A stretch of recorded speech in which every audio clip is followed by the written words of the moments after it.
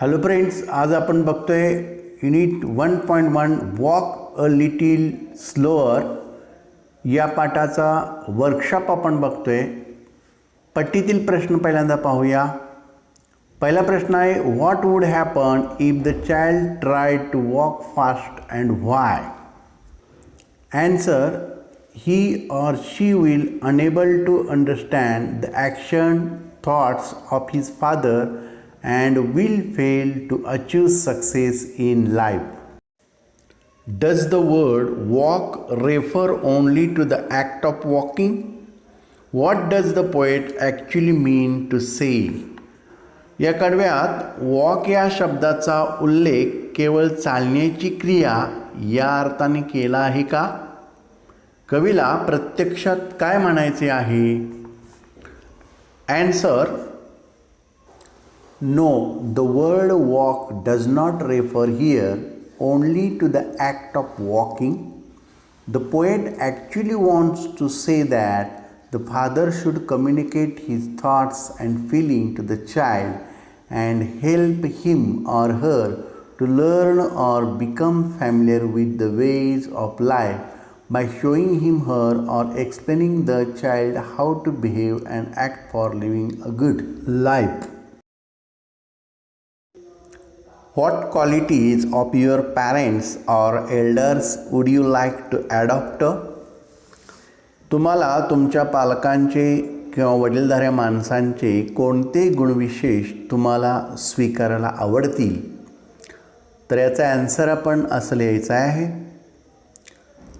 their ability, noble thoughts and actions, kindness and love for others, discipline, hard work, honesty, perseverance, and to remain happy in good or bad condition.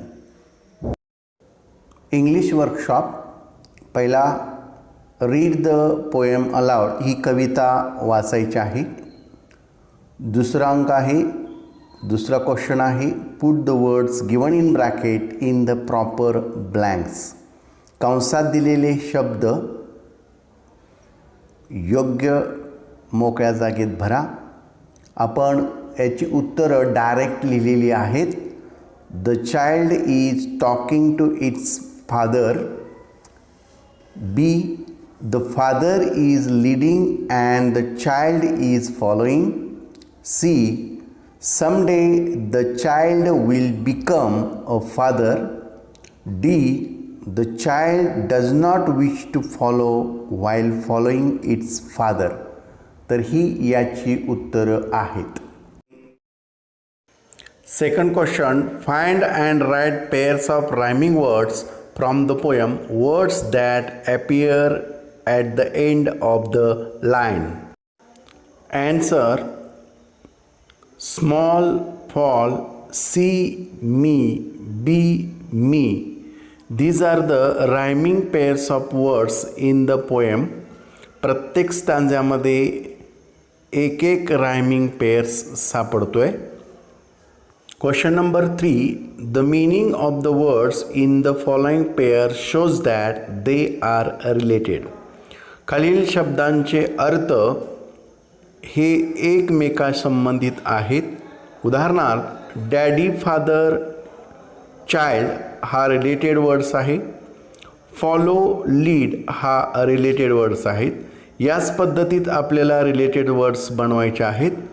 Find 5 more pairs of related words. Example, आपण direct answer लिहिलेला आहे. Teacher, student, doctor, patient, give, take, moon, sun, start, stop, come, go, servant, owner, seller, custom. These are the related pairs of words. Question number 4, the child in the poem requests his father to walk slower. या कवितेतील कवी आपल्या वडिलांना विनंती करतोय की त्याच्या वडिलांनी हळूवार चालावं. Here the poet implies that the child wants to understand his father's action better. इथं कवीची अशी इच्छा आहे की त्याच्या वडिलांच्या ज्या कृत्या आहेत त्या अधिक चांगल्या प्रकारे त्याच्या लक्षात याव्यात. यासाठी the child would like to act the same way, आणि हा कवी आपल्या वडिलाप्रमाणेच कृती करू इच्छितो. But wants the father to be more understanding towards his child's need.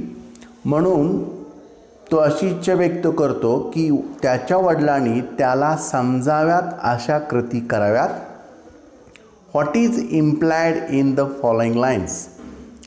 खालील ओळीमध्ये काय अर्थ स्पष्ट होतो.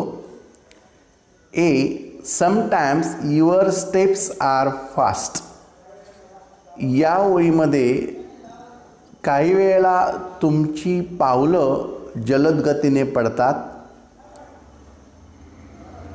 याचा अर्थ नेमका काय आहे, तर त्याचा आन्सर आपण निळ्या अक्षरात दिलेला आहे. Sometimes the father's action are too quick for the child to follow them properly. Sometimes your steps are hard to see. याचा अर्थ आहे the action of the father are so difficult that child cannot understand it. C question, I would want to lead just right. याचा अर्थ आहे when poet is grown up he wants to guide his child correctly in the journey of his life.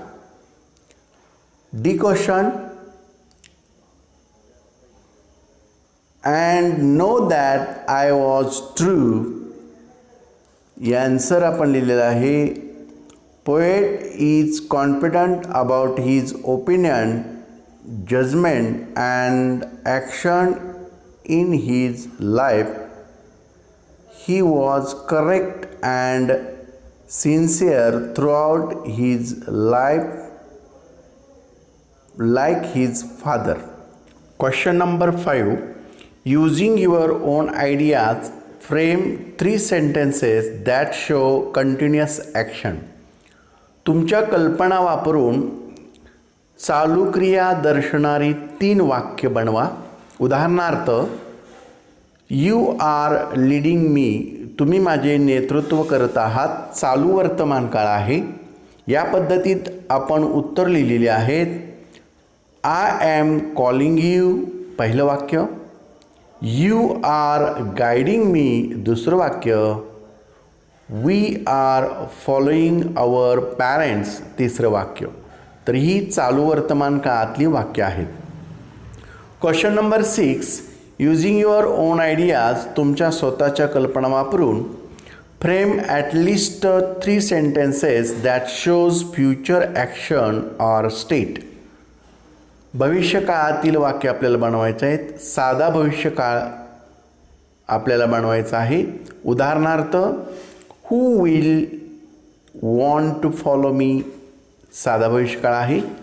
When I am all grown up हाही साधा भविष्यकाळ. याच पद्धतीत आपण answer लिहिलेला आहे. Who will help me.